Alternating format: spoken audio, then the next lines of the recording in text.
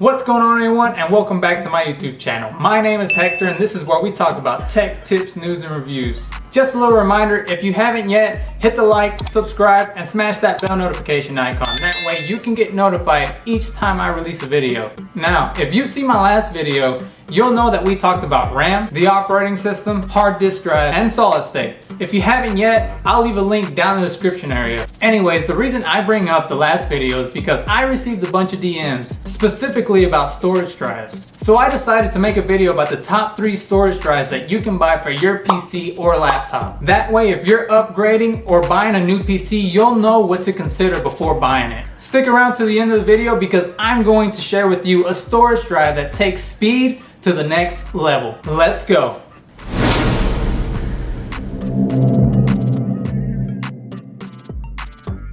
Let's start off with the slowest of the 3, the HDD, otherwise known as hard disk drives. The HDD is a traditional spinning hard disk drive. It has spinning disks inside where it stores data magnetically. The HDD has an arm with several heads, otherwise known as transducers, that read and write data on the disk. It is similar to how a turntable record player works. The record being the hard disk, the arm moves the heads across the surface of the disk to access different data. Now, HDDs have been around way longer than SSDs. HDDs are lower in cost and are practical for data that doesn't need to be accessed frequently, such as backups of photos, videos, or business files that are stored in server rooms or data centers. They are available in 2 common form factors, 2.5-inch and 3.5-inch HDDs. As I mentioned in my last video, standard HDDs have a read and write speed of 150 megabytes per second. Would I put an HDD in my laptop or PC? No, mostly because they tend to slow down over time due to wear and tear on the spinning disc and heads. So yeah, if you're looking for a new storage drive, I would not recommend an HDD. Now, the next storage drive that we're going to talk about is the SSD, or solid state drive. The reason it's called a solid state drive is because it has no moving parts, hence no wear and tear over time. Now, because they have no moving parts and they are prone to wear and tear, they tend to perform a whole lot better than your standard HDD. But this also means that an SSD is 1.5 times more in price than a standard HDD.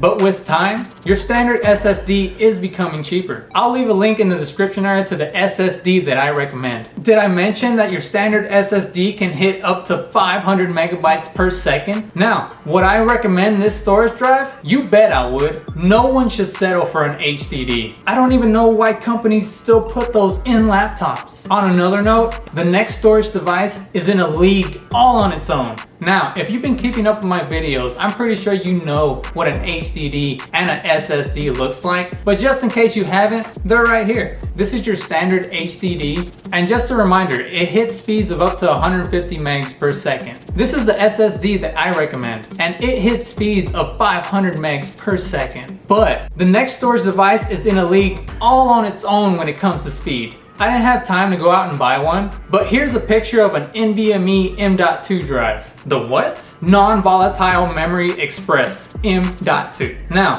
when I said that this device is in a league all on its own, I meant it. Remember when I said that an SSD can hit speeds of up to 500 megabytes per second? Well, the NVMe M.2 can hit read speeds of up to 3,500 megabytes per second and write speeds of up to 2,700 megabytes per second. Now that's fast. But Hector, who would need this much speed? If you're a gamer, CAD engineer, or a video editor, you will benefit tremendously from an NVMe M.2. You'll have to open it up and see if the motherboard supports the PCIe slot for this drive. If it doesn't, well, you're going to have to buy a new laptop that actually supports this. On the other hand, if you have a PC, you will also need to see if your motherboard supports it. But you will also need to see if the motherboard supports the PCIe slot for this drive.